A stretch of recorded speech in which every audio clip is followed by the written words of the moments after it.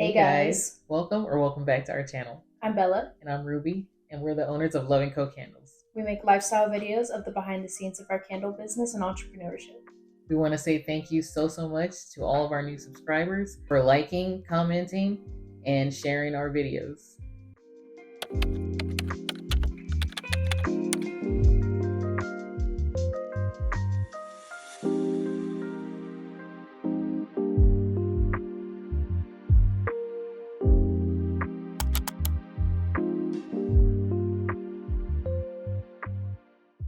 Today we're going to be going over the 10 essential tools that you need when starting a candle business. When I started making candles, I initially bought a candle kit. It came with small silver tins, a thermometer, pouring pitcher, kind of the basics of making the candles. I didn't realize at that time how much science and math you kind of had to do when you're actually making. How many tools you needed. Yeah.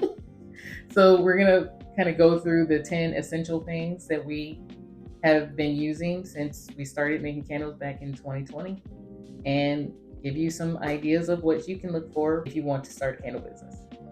Number 1 on the list, wax. The primary ingredient in your candles, of course, is going to be wax. There are so many different kinds that you can use when you're making a candle. There's paraffin, soy, coconut blends, soy blends, beeswax. So there's many choices that you can use, and each person has to decide based on their brand and what they're trying to achieve within their candle, which kind of wax works best for them. We initially went with the candle kit that I purchased, and it had a soy bead that we used when we first started trying to make candles. From there, I found out about Makesy, which at the time was called Wood & Wick Co. And they had an exploration kit with a bunch of different kinds of wax. So I bought that, tried out different ones, and we landed at coconut apricot. From there, we've tried different companies to source that wax from, and we ended up using Hive & Honey as our company that we get our wax from. There's many different benefits to each kind of wax. Soy will be a little cleaner burning, as well as coconut apricot. Beeswax is more of the high end. It's a little harder to work with, but once you know how to use it, it's a beautiful wax. And then there's also paraffin, which is more used in most commercial brands. So you have to kind of decide which one works best for you. We like coconut apricot because it's a single pour. It's a smooth top, beautiful color, and it has a beautiful cold and hot throw, which means it smells good when it's not lit and it smells good when it is. Second item on our list is fragrance oil. Fragrance oil is what gives your candle its scent. There's many different companies that you can buy your fragrance oil from. There's, of course, Makesy, Candlescience, Pro Candle Supply, Midwest Fragrance Company. There's so many companies that you can actually use. Yeah. And we can also look for some of the companies that we've gotten different fragrances from and try and link that below. You can get your fragrance oils in single scents like vanilla, lavender, eucalyptus, and make your own blends. Or you can also go the route of buying pre-mixed blends from those different candle companies. We personally like to blend our own scents for our candles. We feel that it gives it a uniqueness and it gives it depth as well. Fragrance oils range in price from around $16 to $20 all the way up to hundreds of dollars. Our advice is to buy sample kits of fragrance oils. That way you get a bunch of different scent profiles that you can test out and see what you really like before buying the bigger bottles. Third on the list is going to be wicks. We use wood wicks, but you can also use cotton wicks, and there's different varieties. Different numbers will correlate with different sizes of those wicks, as well as with the wood wicks. The best way to figure out which wick to use is to test. You'll have to do a lot of testing.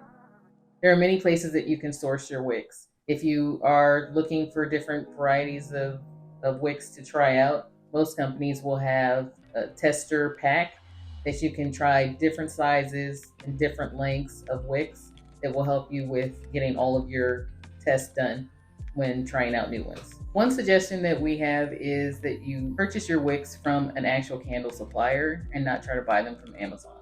That's one place we don't suggest that you try to save a buck on. And the reason for that being is that Amazon wicks are going to be inconsistent.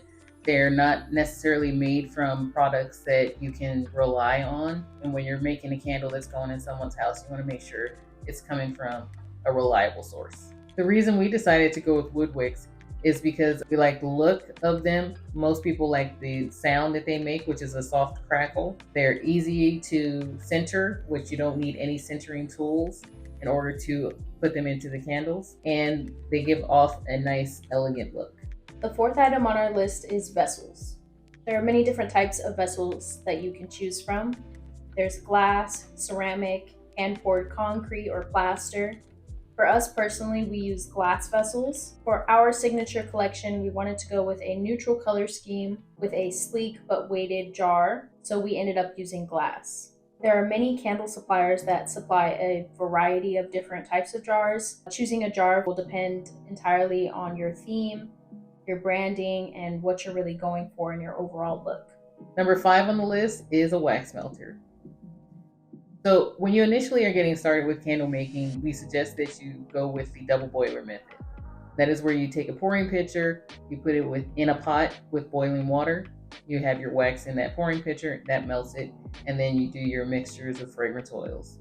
Once you know that for sure you want to continue on with making candles, then you can look into upgrading to actual wax melters. Once we decided that we were going to go full-time into candle making, we went from the double boiler method to a Presto pot. We got ours off of Etsy, and it has a pouring spout, so you don't have to ladle it out of the container. And then once our volume exceeded what we could do from the Presto pot, we upgraded again to a larger wax melter. Price ranges for the wax melters will vary. When you're starting off with the double boiler method, of course, it's just the cost of the pouring pitcher. The Presto pots can go anywhere from $60 to $70 and up to Digiboils, which are $100, $200. The sixth item on our list is pouring pitchers.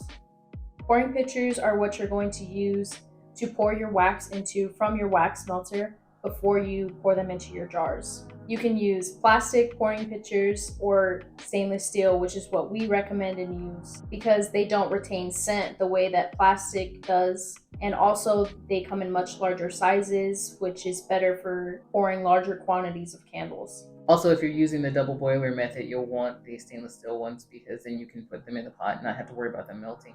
One thing we do use the plastic pouring pitchers for is for when we're making single candles or testers. We also use them for making our room sprays, and we have them labeled per each scent. We get our pouring pitchers from Amazon, but you can also get them from Michael's, Hobby Lobby, and different candle suppliers.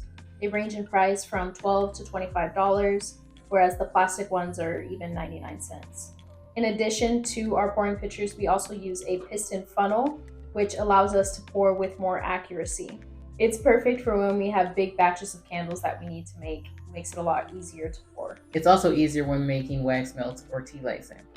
Number 7 on the list is going to be thermometers. There's a variety of different thermometers that you can use, from the heat guns that you kind of point at the wax to meat thermometers, as well as probe thermometers and candy thermometers. We use a digital probe thermometer so that we can make sure that we're getting a true sense of what the wax temperature is. It's vitally important that you melt at a certain temperature as well as pour your fragrance oil in at a certain temperature. The temperature of your wax is determined by the wax that you use. So each company that you buy your wax from will give you a guideline on what temperature each step of your candle making process should be at. If you start with a candle making kit, it will usually come with a small thermometer, and you can buy them on Amazon as well as through many candle making supply companies. The 8th item on our list is stirring utensils. We prefer to use stainless steel stirring utensils, again, because of ease of cleaning and because they don't hold on to scent. We use beverage mixing spoons because they're stainless steel and they're nice and tall, so they reach the bottom of our pouring pitchers when we are mixing our fragrance oil into our wax. You could also use spatulas, popsicle sticks, or wooden skewers. Whatever you choose to use, you want to make sure that it's heat safe. You can find a variety of different kinds of stirring utensils on Amazon. Number 9 on the list is going to be a scale. You can use a variety of different kinds of scales. You just want to make sure that it goes to a very low decimal point, because you will be measuring small amounts of liquid. When you are measuring your fragrance oil and wax, you have to remember that it is by weight and not by volume. You can measure your candle wax and fragrance oils in ounces or in grams. We use ounces. And another reason that you want to make sure that you're weighing everything is for repeatability and consistency. When you give an 8-ounce candle, you want to make sure that you're actually giving an 8-ounce candle. You also want to make sure that you're carefully measuring out your fragrance oils because there are max percentages that you can use in your candles. You can purchase scales on Amazon, Etsy, and many different candle suppliers also provide them. The 10th and final item on our list is a heat gun.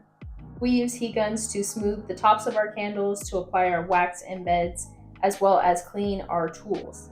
It makes cleaning out your pouring pitchers much easier when you can melt the wax down and wipe it out. Some people use heat guns to warm their jars prior to pouring their candles. You can find heat guns on Amazon from different candle suppliers, and if you want a more heavy-duty heat gun, you can get them at Lowe's or Home Depot. So we went through the 10 essential items, but now we want to go over some honorable mentions. They're not necessary, but they definitely make your life easier. First thing, paper towel. You're going to need a lot of it. You need this for cleaning up messes, cleaning wax out of your jars, wiping your jars down, wiping down your countertops. It's messy nonstop. Business. Next up, rubbing alcohol. We use rubbing alcohol to clean out the jars and to get wax off of your hands. It helps a lot. We also use it to clean off the jars after pouring our candles because it sometimes spills out onto the sides. When we get our rubbing alcohol, we transfer it into small bottles so that we can spray it onto our jars and whatever towel or paper towel we're using to clean. So then that way we're not having to keep out a big bottle. And it's aesthetically pleasing. Hand sanitizer. You want to make sure that your hands don't have any excess oils, especially because we use matte jars.